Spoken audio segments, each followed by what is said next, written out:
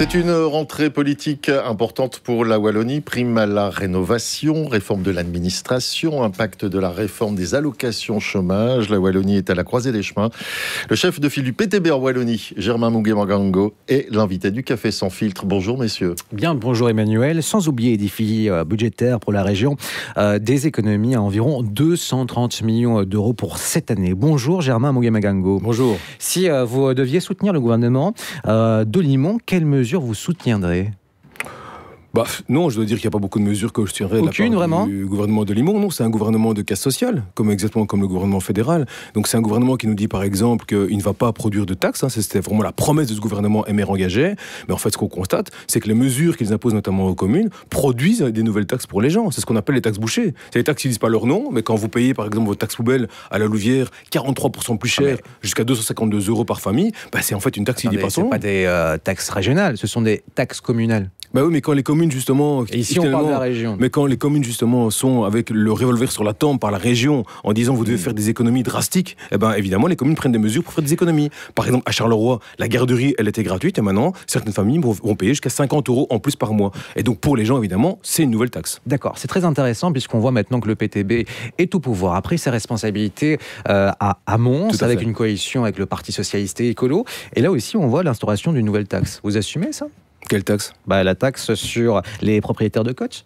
Non, ce que nous avons fait justement, c'est que dans le cadre que je vous indique, donc des banques maintenant ont décidé de ne pas donner de l'argent à certaines communes, la région se soumet à ça et donc décide d'imposer un plan d'austérité aux communes. Et dans ce cadre-là, à Mons justement, on a fait un budget de résistance, on a justement refusé d'impacter les ménages, alors. Et donc on a taxé les surfaces commerciales, on a taxé justement les grandes entreprises, on veut que ce soit les épaules plus larges qui payent. Et par exemple, quand la taxe ménagère a augmenté, ça a augmenté uniquement de l'inflation, et donc quand on compare ce qui se passe par exemple à Mons ou comme je dis à la Louvière, à Charleroi ou à Serein, où là en fait les gens doivent payer maintenant des 50 € en plus par mois pour la garderie ou payer 252 € pour une taxe poubelle. Je pense qu'au niveau de Mons, on a effectivement fait ce qu'on a fait, c'est-à-dire un budget de résistance. Et j'appelle d'ailleurs toutes les villes, toutes les communes justement, à résister contre l'austérité imposée par la région wallonne. Sinon, ça voudra dire de nouvelles taxes en fait pour les travailleurs et travailleuses de Wallonie. Et donc, on va en parler, mais tout de même, on est l'un des pays les plus taxés au monde, notamment sur le travail. Et là, vous instaurez donc une nouvelle taxe sur les épaules les plus larges.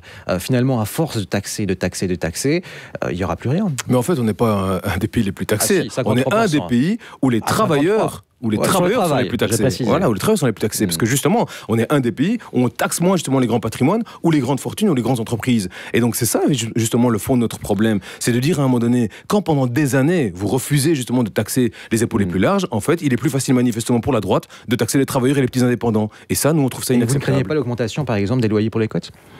Justement, la question pour les loyers, justement, c'est que nous, on dit il faut prendre des mesures de régulation des loyers. Donc, on a vu d'ailleurs que la mesure qui a été prise au niveau de la région wallonne, qui n'était pas une mesure pas inintéressante d'ailleurs, donc au niveau justement de rendre l'acquisition plus facile, si on ne régule pas le marché immobilier, ça fait augmenter les loyers. Et nous, on est pour une grille des loyers qui soit évidemment contraignante. Parlons tout de même de l'une des mesures importantes, c'est l'abaissement à 3% des droits d'enregistrement. Justement, oui, tout à fait. Et quoi, c'est pas une bonne mesure, ça ? Si, c'est une mesure intéressante, c'est ça que je dis. Je dis, cette mesure, elle est intéressante pour pouvoir justement permettre aux gens d'acquérir un logement plus vite. Oui, le premier logement. Le problème, c'est ce qu'on a dit à M. Delimont, mais ils n'ont pas voulu écouter, c'est que si vous prenez cette mesure-là, sans justement créer justement un cadre qui soit restrictif au niveau de l'augmentation justement des prix de l'immobilier, qu'est-ce qui se passe ? C'est pas nous qui le disons, tout le monde est en train de le constater, c'est que le marché se restreint, donc il y a des acquisitions qui se font de manière beaucoup plus importante, et donc comme c'est un marché qui est lié à la concurrence, les prix de l'immobilier augmentent. C'est pour ça que cette mesure, elle est intéressante dans le cadre d'un marché qui soit régulé. Oui, tout de même, on rappelle que cette mesure est neutre budgétairement dans les 5 ans, d'ici la fin de la législature. Vous n'êtes pas un peu trop dur avec le gouvernement d'Olimont pour cette rentrée ? Parce que, voilà, le déficit estimé de la région pour cette année est environ 3 milliards d'euros. Alors, il y a une volonté aussi de faire des réformes dans l'administration, d'éviter les doublons aussi dans la formation. Ça, vous pouvez soutenir ou pas ? Mais moi, ce qui m'inquiète, c'est que je ne vois pas un gouvernement régional qui défend justement, finalement, sa région, notamment au niveau du poids fiscal, donc au poids des taxes. Parce que quand on voit que le MR et les engagés soutiennent des mesures fédérales qui vont avoir des impacts très important en fait finalement pour la région. Par exemple, il y a une mesure fiscale au niveau fédéral qui va retirer 360 millions d'euros à la région.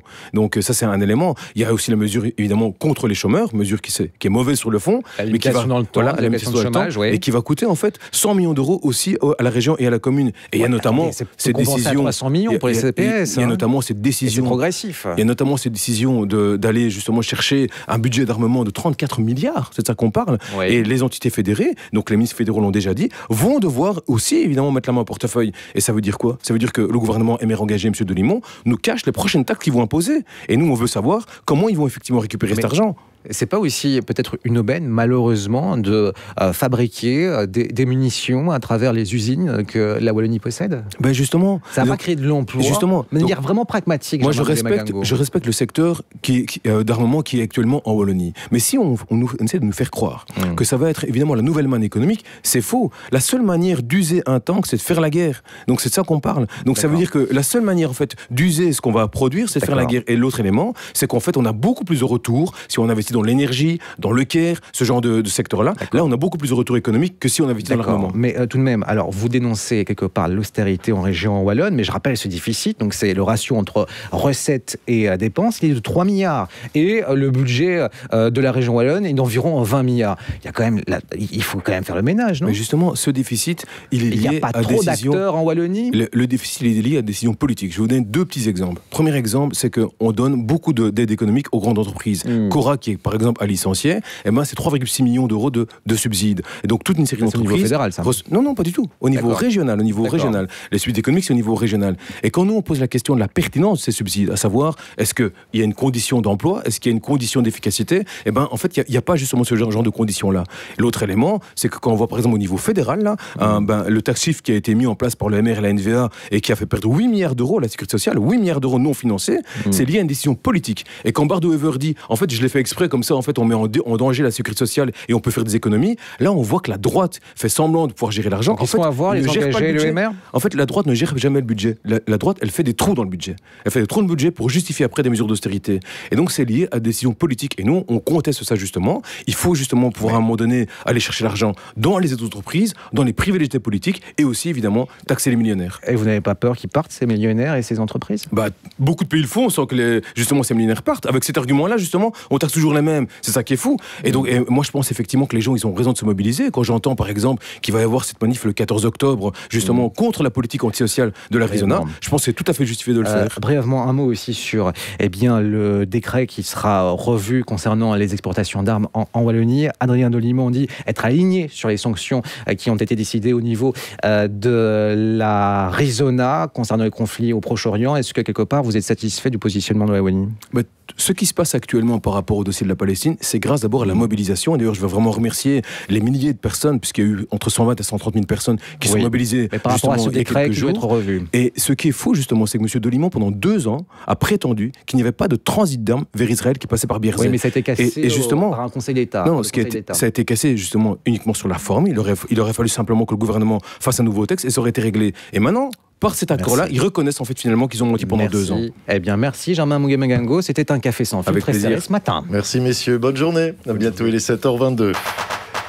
Retrouvez tous les podcasts et interviews sur lnradio.be.